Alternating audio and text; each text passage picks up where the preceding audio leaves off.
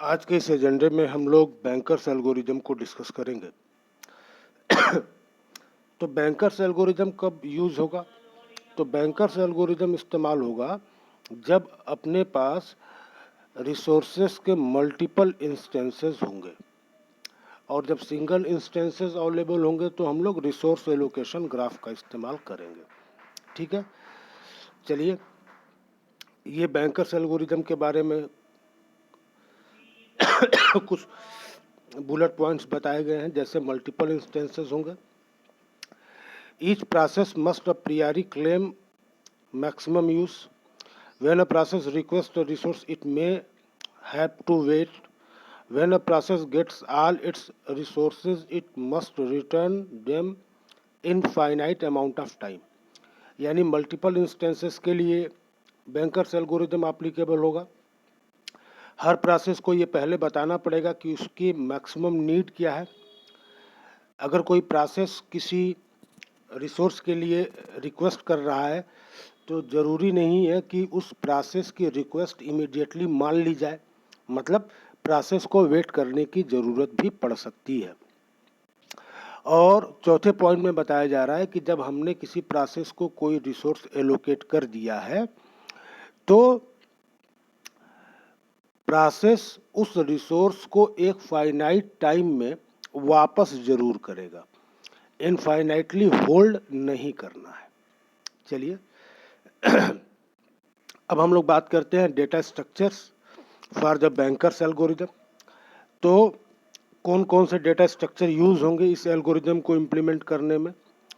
तो सबसे पहला एजम्पशन आ रहा है about number of processes. n is number of processes and m is number of resources type.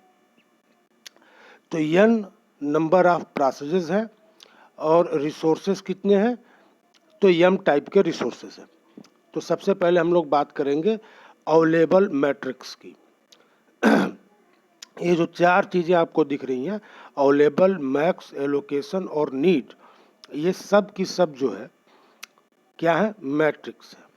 Available क्या बताएगा? अवेलेबल बताएगा कि हमारे पास जो रिसोर्सेज हैं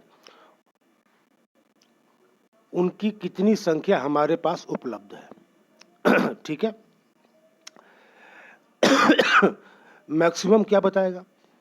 तो मैक्सिमम बताएगा कि किसी प्रोसेस को कितने मैक्सिमम नंबर ऑफ रिसोर्सेज की ज़रूरत है।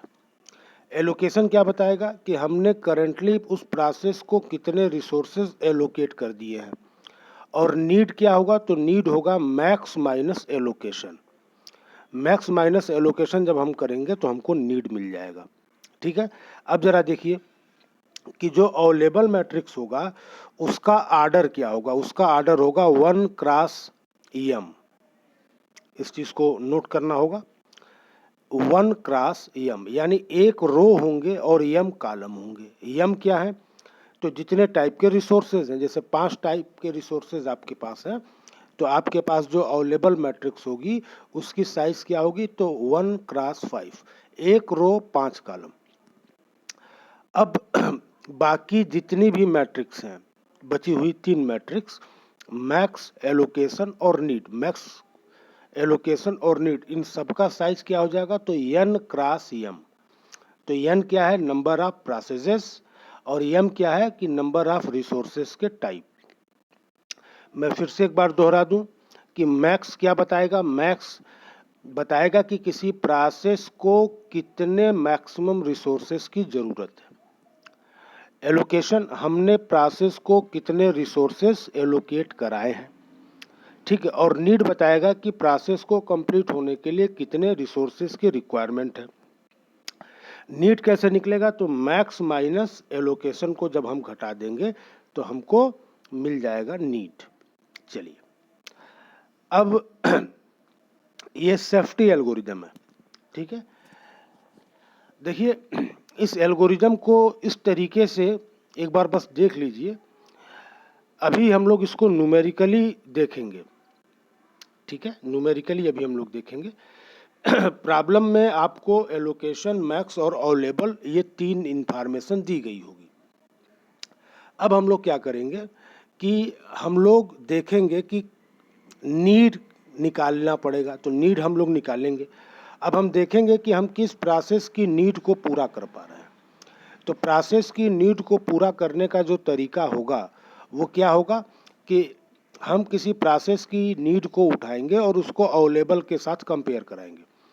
अगर नीड कम की है और हमारे पास ज़्यादा अवेलेबल है तो ऐसे प्रोसेसेस को हम लोग सेलेक्ट करेंगे, रिसोर्सेस एलोकेट करेंगे उस प्रोसेस को। प्रोसेस कंप्लीट हो जाएगा तो वो सारे रिसोर्सेज वापस लेंगे और अवेलेबल में जोड़ देंगे। ठीक है।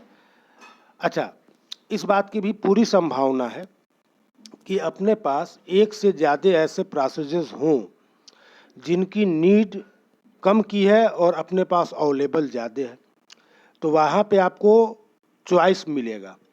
आप एक एक ऑप्शन को ट्राई कर सकते हो, आप जिसको चाहो उसको भी दे सकते हो और एक एक बार आपको वैसे ट्राई कर लेना चाहिए, क्योंकि कई बार ऐसा होता है कि हम किसी एक की नीड को पूरा कर देते हैं, ठीक है, वो तो कंप्लीट हो जाता है बट आगे दिक्कत आ जाती है।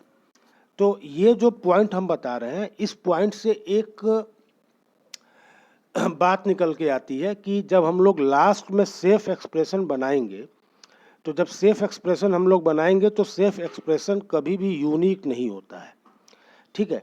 तो अगर आपको सेफ एक्सप्रेशन की यूनिकनेस के बारे में कोई पूछता है, ये पूछे कि ये बताइए कि क्या सेफ एक्सप्रेशन एक ही होगा, तो आप बोलेंगे नहीं, सेफ एक्सप्रेशन एक से ज़्यादा हो सकता है। ठीक है, और वो इसी वजह से होता है। ठीक है, यहाँ पे एल्गोरिदम है, इस एल्गोरिदम के बारे में भी हम लोग चर्चा कर लेंगे। फिलहाल हम लोग इस प्रॉब्लम पे आते हैं। प्रॉब्लम क्या है कि अपने पास 5 प्रोसेसेस हैं, P0, P1, P2, P3 और P4। 5 प्रोसेसेस हो गए और 3 रिसोर्स टाइप है। कौन कौन से रिसोर्स टाइप हैं? तो A, B और C। A, B और C ये 3 रिसोर्स टाइप हैं। A के कितने इंस्टेंसेस हैं? 10। B के कितने इंस्टेंसेस हैं? 5। और C के कितने इंस्टेंसेस हैं? 7। A 10 की संख्या में उपलब्ध है हमारे सिस्टम पे, B 5 की संख्या में हमारे पास उपलब्ध है, C 7 की संख्या में हमारे पास उपलब्ध है। ठीक है। अब जरा देखिए, तो यहाँ पे एलोकेशन, मैक्स और अवेलेबल बताया गया है। तो P0 के लिए एलोकेशन, मैं पहले अभी एलोकेशन मैट्रिक्स बोल रहा हूँ। तो देखिए रिसोर्स टाइप लिखा हुआ A B C A B C A B C. तो P0 के लिए एलोकेशन क्या है? 0 1 0, यानी P0 को रिसोर्स ए का एक भी इंस्टेंस नहीं मिला हुआ है, इसीलिए ये 0 है। B के नीचे 1 लिखा हुआ है, यानी P0 को एक B का इंस्टेंस मिला हुआ है। और P0 में C के नीचे 0 लिखा हुआ है, यानी P0 को C का कोई भी इंस्टेंस नहीं मिला है। इसी तरीके से देखिए P1 के लिए क्या है? 2 0 0, यानी P1 को रिसोर्स A के 2 इंस्टेंसेस एलोकेट किए गए हैं। B और C के नीचे 0 है, यानी P1 को B और C 0 की संख्या में उपलब्ध है, यानी कोई भी रिसोर्स एलोकेट नहीं कराया गया है। P2 3 0 2, यानी A के 3 इंस्टेंस, B के 0 इंस्टेंस, C के 2 इंस्टेंस। P3 2 1 1 2 1 1, A के 2, B का 1, C का 1 P3 को दिया गया है। P4 की बात करें तो 0 0 2, A का 0 इंस्टेंस दिया गया है, B का 0 इंस्टेंस दिया गया है और C का 2 इंस्टेंस दिया गया है। अब हम लोग मैक्स की बात करें। देखिए P0 के लिए मैक्स की नीड क्या है? 7 5 3, यानी जब P0 को 7 इंस्टेंस मिलेंगे A के, 5 इंस्टेंस मिलेंगे B के और 3 इंस्टेंस मिलेंगे C के, तब हमारा P0 कंप्लीट होगा। उसी तरीके से P1 की बात करें तो P1 में मैक्सिमम रिक्वायरमेंट कितने की है, तो 3 2 2, ए के 3, बी के 2 और सी के 2। जब इतने मिल जाएंगे तब हमारा P1 कंप्लीट हो जाएगा। फिर हम लोग बात करेंगे P2 की। P2 में क्या है, 902, यानी ए के 9 इंस्टेंस, बी का 0 इंस्टेंस और सी के 2 इंस्टेंस मिलेंगे तो हमारा P2 कंप्लीट होगा। फिर हम लोग बात करते हैं P3। P3 में क्या है, तो 2 2 2, ए के 2 इंस्टेंस, बी के 2 इंस्टेंस, सी के 2 इंस्टेंस, तब जाके P3 कंप्लीट होगा। P4 4 3 3, ए के 4 इंस्टेंस, बी के 3 इंस्टेंस, सी के 3 इंस्टेंस, जब मिलेंगे P4 कंप्लीट होगा। और अब बात करते हैं कि P0, P1, P2, P3 और P4 इन सबको एलोकेशन करने के बाद अपने पास जो रिसोर्सेज बचे हुए हैं वो कितने बचे हैं, तो ए के 3 इंस्टेंस, बी के 3 इंस्टेंस और सी के 2 इंस्टेंस बचे हुए हैं। अब एक काम करिए, इनिशियली मैंने कहा कि ए के टोटल 10 इंस्टेंसेस हैं, तो एलोकेशन मैट्रिक्स में आ जाइए और कॉलम ए के नीचे जो भी एंट्री है उनको जोड़िए। तो देखिए 0 + 2 + 3 + 2 + 0, ये टोटल कितना हो गया, 7। और अवेलेबल देखिए कितना है, 3, तो 7 + 3 10, क्वेश्चन में भी 10 दिया हुआ था। इसी तरीके से देखिए एलोकेशन मैट्रिक्स में कॉलम बी के नीचे जो भी एंट्रीज है उनको जोड़ दीजिए। तो 1 + 0 + 0 + 1 + 0 इट इज 2। और अवेलेबल में देखिए बी के नीचे कितना है, 3, 2 + 3 5। तो बी के कितने इंस्टेंसेस थे, 5। अब देखिए एलोकेशन में फिर से आइए और सी के नीचे जो भी एंट्री है उनको जोड़ दीजिए। तो 0 + 0 + 2 + 1 + 2 इट इज 5। और अवेलेबल में देखिए सी के नीचे क्या है, 2, तो 5 और 2 मिलके हो गए 7। सी के कितने इंस्टेंसेस हैं, 7। ठीक है। अब हम लोग नीड निकालेंगे। तो नीड निकालने के लिए क्या करना होगा, नीड निकालने के लिए हमें मैक्सिमम में से एलोकेशन को घटा देना होगा। तो P0 के लिए, P1 के लिए, P2 के लिए, P3 के लिए, P4 के लिए नीड क्या निकल के आ रहा है, 743 122 600 011 431। चलिए एग्जाम्पल के तौर पे मैं P2 को उठाता हूँ। P2 की नीड कितनी है, 600। यानी अगर P2 को हम लोग इंस्टेंस ए के रिसोर्स ए के 6 इंस्टेंस अगर दे दें, बी के 0 और सी का 0 दे दें तो हमारा P2 कंप्लीट हो जाएगा। अगला केस उठाते हैं, हमने कहा P3। P3 के लिए देखिए नीड कितनी है, तो 011 P3 को ए का 0 इंस्टेंस, बी का 1 और सी का 1 अगर मिल गया तो P3 हमारा कंप्लीट हो जाएगा। P0 की बात करें तो P0 के लिए कितने की रिक्वायरमेंट है, नीड कितने की, जो नीड है और रिक्वायरमेंट बात एक ही है।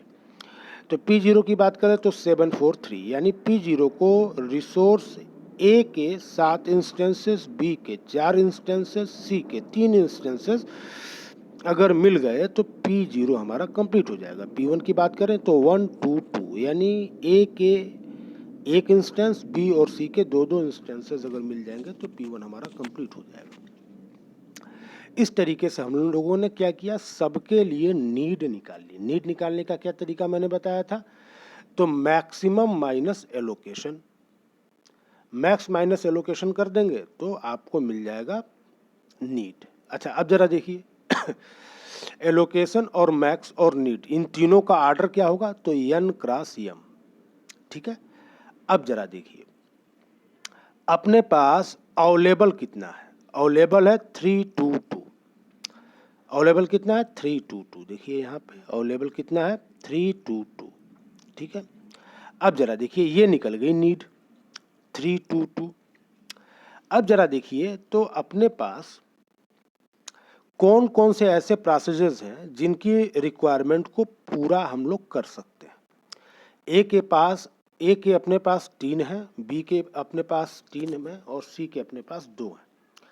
तो इससे पता चल रहा है कि भाई हम लोग P1 और P3 P1 और P3 की रिक्वायरमेंट को पूरा कर सकते हैं, क्योंकि P1 और P3 की रिक्वायरमेंट कम है और हमारे पास अवेलेबल ज़्यादा है। ठीक है, तो मान लीजिए अगर आप ये कह रहे हैं कि हम पहले P1 के रिक्वायरमेंट को पूरा करेंगे, तो 122 है, तो अब अवेलेबल में से क्या करेंगे, 122 घटा देंगे तो क्या हो जाएगा, 332 में से 122 घटाएंगे तो ये हो जाएगा आपका 210। तो अपने पास अवेलेबल कितना हो जाएगा, 210 अवेलेबल अपडेट हो जाएगा। और जब आप एलोकेट करेंगे तो एलोकेशन मैट्रिक्स को आपको अपडेट करना पड़ेगा। तो आपने कितना दिया है, 1 2 2 दिया है, किसको दिया है, तो P1 को दिया है। तो जब P1 को आप 1 2 2 दोगे तो एलोकेशन मैट्रिक्स चेंज होगा। तो अब P1 की रिक्वायरमेंट क्या हो जाएगी, 322, एलोकेशन क्या हो जाएगा 322, और मैक्स क्या हो जाएगा 0 0 0, यानी P1 हमारा कंप्लीट हो गया। अब P1 जब कंप्लीट हो गया तो वो इन रिसोर्सेज को क्या करेगा, वापस करेगा। तो P1 कितना वापस करेगा, तो P1 A के 3, B के 2 और C के 2 वापस करेगा। और जब ये वापस होंगे रिसोर्सेज तो हमारा अवेलेबल क्या होगा, बढ़ेगा। तो अवेलेबल हमारा कितना था, 210 था। तो 210 में 322 अगर आप ऐड करोगे तो क्या मिलेगा, 532, यानी A के 5, B के 3 और C के 2 ये अवेलेबल हो जाएंगे। और हम कहेंगे कि भाई हमने P1 को कंप्लीट कर लिया। ठीक है, तो P1 हट गया। अब देखेंगे कि हम किसके किसके रिक्वेस्ट को पूरा कर सकते हैं। तो फिर से हमें लिस्ट को क्या करना होगा, चेक करना होगा। और यही स्ट्रेटजी हमको लगानी है कि उस नीड में से उस प्रोसेस को पिक करना है जिसकी ज़रूरत को हम लोग पूरा कर सकते हैं। किससे पूरा करेंगे, तो कौन अपने पास अवेलेबल है उससे हमें पूरा करना है। अब जरा देखिए, हम लोग P1 की जगह पे P3 को भी पहले एग्जीक्यूट करा सकते थे। तो P3 पे अगर हम लोग एग्जीक्यूट कराते तो आप लोग एक बार चेक करिएगा कि क्या P3 को हम लोग पहले अगर एग्जीक्यूट कराते तो क्या हमको एक सेफ एक्सप्रेशन मिलता। अब जरा देखिए नीचे मैंने यहाँ पे एक सेफ एक्सप्रेशन लिखा है, वो है P1 P3 P4 P2 P0। ये क्या बता रहा है, ये बता रहा है कि अगर इन प्रोसेसेस की डिमांड को इस आर्डर में, किस आर्डर में, तो पहले P1 की डिमांड को पूरा करिए, फिर P3 की डिमांड को पूरा करिए, फिर P4 की डिमांड को पूरा करिए, फिर P2 की डिमांड को पूरा करिए, और फिर P0 की डिमांड को अगर हम लोग पूरा करें तो हम लोग अपने सारे प्रोसेसेस को कंप्लीटली एग्जीक्यूट करा सकते हैं। हम लोग अपने सारे प्रोसेसेस की रिक्वायरमेंट को पूरा कर सकते हैं और अपने प्रोसेसेस को इस आर्डर में पूरी तरीके से एग्जीक्यूट करा सकते हैं। और इस तरीके से एग्जीक्यूट कराने पर कोई भी प्रोसेस जो है डेडलॉक में नहीं जाएगा। Safe expression means it is a type of schedule. Safe expression always gives A schedule. Schedule मतलब इसी आर्डर में, सेफ एक्सप्रेशन के आर्डर में अगर आप रिक्वेस्ट प्रोसेसेस को क्या करते हो, एग्जीक्यूट कराते हो। दूसरे शब्दों में, अगर सेफ एक्सप्रेशन के आर्डर को फॉलो करते हुए आप प्रोसेसेस के रिक्वेस्ट को ग्रांट करते हो, दोनों का मतलब एक ही है, तो हमारा सिस्टम कभी भी डेडलॉक की स्टेट में नहीं जाएगा। अभी यहाँ पे जो अपने पास अवेलेबल मैट्रिक्स है 322, और अपने पास दो प्रोसेसेस दिख रहे हैं P1 और P3। तो P1 और P3 इन दोनों के रिक्वेस्ट को हम पूरा कर पा रहे हैं क्योंकि हमारे पास इतने सफिशिएंट नंबर ऑफ रिसोर्सेज उपलब्ध हैं। ठीक है, तो अगर हम लोग P1 को पहले यहाँ कंसीडर किए, अगर हम लोग P2 को पहले अगर कंसीडर करते और हम किसी सेफ एक्सप्रेशन पे पहुँच जाते तो हम लोग कहते कि इस पर्टिकुलर प्रॉब्लम को सॉल्व करने के दो तरीके हैं। दो तरीके मतलब अपने पास दो सेफ एक्सप्रेशंस आ रहे हैं। हालांकि यहाँ पे जो है केवल एक सेफ एक्सप्रेशन ही मिलेगा जो P1 P3 P4 P2 और P0 है। ठीक है, तो इस तरीके से हम लोग सेफ एक्सप्रेशन निकालते हैं। अच्छा, दूसरी बात जो सबसे ध्यान देने वाली है वो क्या है कि जो सेफ एक्सप्रेशन जब हम लोग बनाते हैं, ठीक है, जब हम लोग सेफ एक्सप्रेशन हम लोग बनाते हैं तो होगा क्या कि सेफ एक्सप्रेशन कभी भी यूनिक नहीं होगा। ठीक है, हम देखिए रिक्वेस्ट हमने सबसे पहले किसकी पूरी की है, तो सबसे पहले हमने रिक्वेस्ट पूरी की है P1 की। ठीक है, जबकि रिक्वेस्ट 5 प्रोसेसेस कर रहे थे, P0, P1, P2, P3 और P4 कर रहे थे, बट हमने किसकी रिक्वेस्ट को पूरा किया है, P1 की रिक्वेस्ट को पूरा किया है। ठीक है, और एल्गोरिज्म में भी कहा गया कि जरूरी नहीं है कि किसी प्रोसेस की रिक्वेस्ट को हम लोग तुरंत पूरा करें, प्रोसेस की रिक्वेस्ट को पूरा करने में समय लग सकता है। ठीक है, जब हम लोग किसी प्रोसेस की रिक्वेस्ट को पूरा कर देंगे, यानी उसको जितने मैक्सिमम नंबर ऑफ रिसोर्सेज की ज़रूरत है हम उसको सारी जब ज़रूरत उसकी पूरी कर देंगे, तो एक फाइनाइट टाइम के बाद प्रोसेस को जो भी रिसोर्सेज दिए गए हैं वो सारे रिसोर्सेज सिस्टम को वापस करेगा और हम लोग अपने अवेलेबिलिटी वाले लिस्ट को अपडेट कर लेंगे। ठीक है, तो इस तरीके से ये बात रही बैंकर्स एल्गोरिदम की। चलिए अब एक क्वेश्चन ये उठता है कि इसको बैंकर्स एल्गोरिदम क्यों कहते हैं। मान लीजिए अगर एक बैंक है जिसके पास करंट में 1,00,000 रुपए है, ठीक है, और करंट में कैश उसके पास 1,00,000 रुपए उपलब्ध है और बैंक के कुछ कस्टमर अपना पैसा निकालने आते हैं। एक भाई साहब आए, वो कहे कि हमको अपना 6,00,000 रुपया निकालना है, तो बैंक कहेगा कि भाई साहब हमारे पास तो 1,00,000 रुपया इस समय कैश है, 6,00,000 आपको कहाँ से दें, बाद में आइएगा। दूसर के जने गए, उन्होंने कहा कि हमको 1,00,000 की ज़रूरत है, तो बैंक ने कहा कि भाई हमारे पास 1,00,000 है, अगर हम आपको 1,00,000 दे देंगे तो हमारे पास करंट में क्या बचेगा, जीरो बचेगा। तो बैंक में कभी भी लिक्विड मनी जीरो नहीं हो सकती। जैसे पेट्रोल पंप है, तो पेट्रोल पंप में कभी भी जीरो पेट्रोल नहीं हो सकता। ठीक है, कभी भी जीरो पेट्रोल आप नहीं रख सकते। आपको minimum number of litres maintain करना ही करना है। आप सारे पेट्रोल नहीं बेच सकते, आप इस बात की तख्ती नहीं लगा सकते हो कि पेट्रोल खत्म है। ठीक है, जो लोग तख्ती लगाते हैं ना पेट्रोल खत्म है, वहाँ पे एक्चुअल में पेट्रोल खत्म नहीं होता। वहाँ पे जो मिनिमम लीटर्स की रिक्वायरमेंट है उतना पेट्रोल पड़ा होता है और वो सरकारी कामों के लिए है। ठीक है, तो एक भाई साहब आए, उन्होंने कहा कि मुझे 1,00,000 रुपये चाहिए। तो अगर 1,00,000 रुपये बैंक उनको दे देगा, 1,00,000 रुपये अगर बैंक उनको दे देगा तो क्या होगा, तो बैंक के पास जीरो पैसे बचेंगे। तो बैंक कहेगा कि यार हम ये काम तो बिल्कुल नहीं कर सकते, अब हमको क्या करना है। अब वो कहेगा कि भाई चलिए जिनकी रिक्वायरमेंट 1,00,000 से कम की है वो लोग सामने आए। तो 1,00,000 से कम वाले जो लोग होंगे, चाहे 4 लोग हो, चाहे 5 लोग हो, चाहे 10 लोग हो, चाहे 1 हो, उसकी रिक्वायरमेंट को बैंक पूरा कर लेगा और अपने पास एक मिनिमम अमाउंट का जो कैश है वो मेंटेन रख लेगा। इसीलिए इसको बोलते हैं बैंकर्स एल्गोरिदम। ठीक है, तो दिस इज़ द रीज़न कि इसको हम लोग बैंकर्स एल्गोरिदम बोलते हैं। तो अभी हम लोगों ने यहाँ पे देखा कि जो अपने पास अवेलेबल मैट्रिक्स होगा उसका ऑर्डर होगा 1 क्रॉस m, एक रो और m कॉलम। m क्या है, नंबर ऑफ रिसोर्सेज। तो अभी जो एग्जांपल हम लोग देख रहे थे उस एग्जांपल में अपने पास कितने टाइप के रिसोर्स थे, तो 3 टाइप के रिसोर्स थे, A, B और C। एलोकेशन, मैक्स और नीड की अगर हम लोग बात करें तो यहाँ पे ऑर्डर कितना होगा, तो ऑर्डर होगा n क्रॉस m। तो n क्या है, n is the number of processes, यानी 5 रो आपको दिखेंगे और आपको 3 कॉलम दिखेंगे। तो 3 कॉलम मतलब 3 टाइप के रिसोर्सेज है, 5 रो मतलब आपके पास 5 टाइप के प्रोसेसेस है।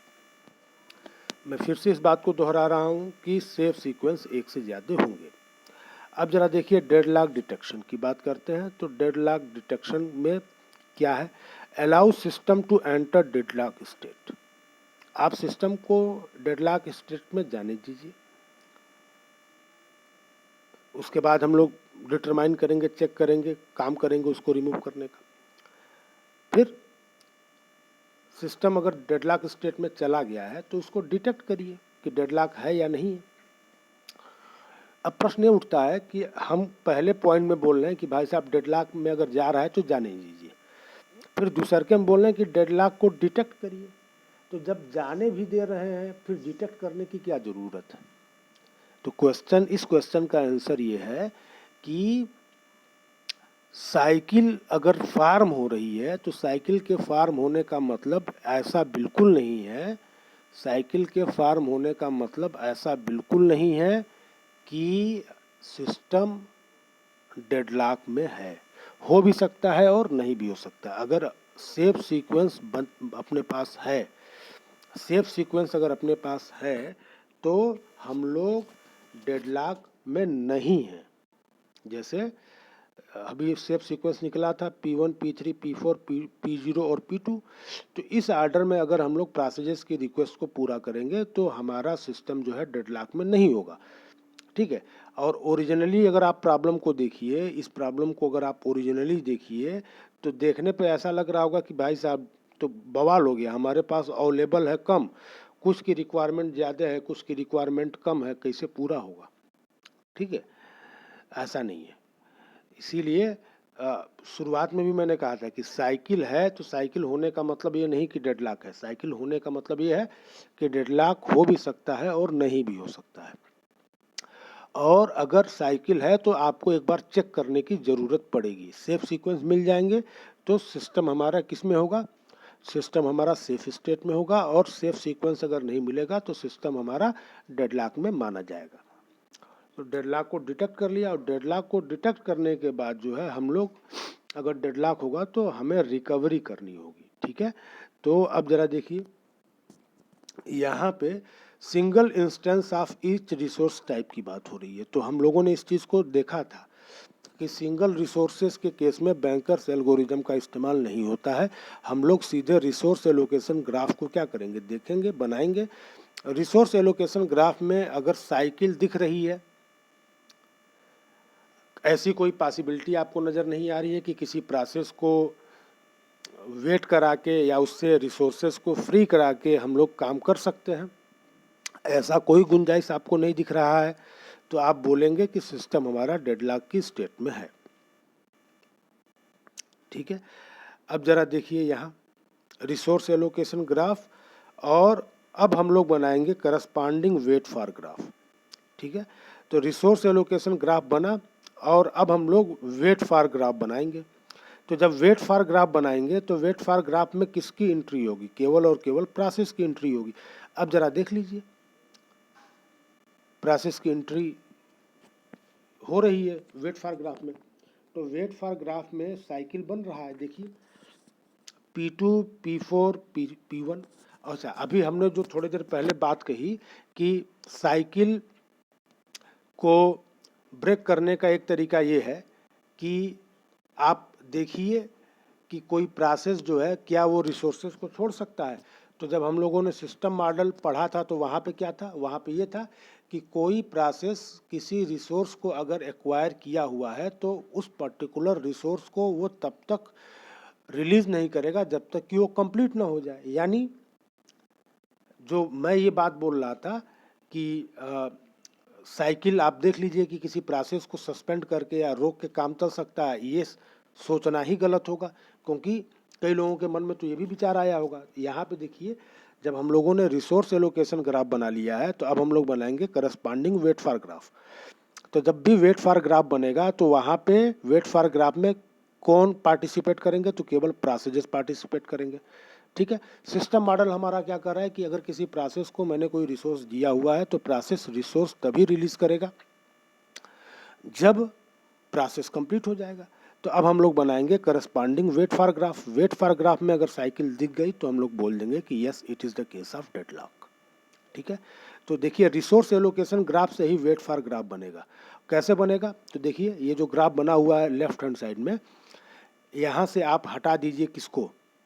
रिसोर्सेज को हटा दीजिए।